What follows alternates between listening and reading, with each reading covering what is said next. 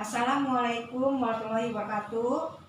Saya mahasiswi yang bernama Iranti dari UNAS.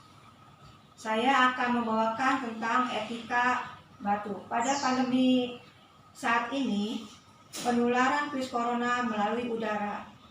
Apabila kita batu, jangan menutup dengan kedua tangan, tapi kita harus memakai tisu yang bersih dengan cara kita melipat tisu, lalu kita menutup mulut pada saat kita batuk.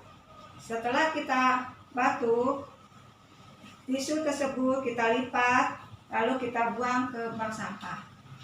Atau kita menutup dengan siku.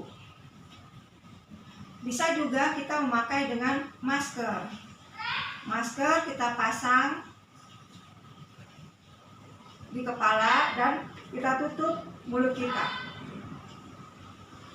Setelah itu kita melakukan antiseptik cuci tangan. Demikianlah tentang etika batu pada saat COVID. Terima kasih. Wassalamualaikum warahmatullahi wabarakatuh.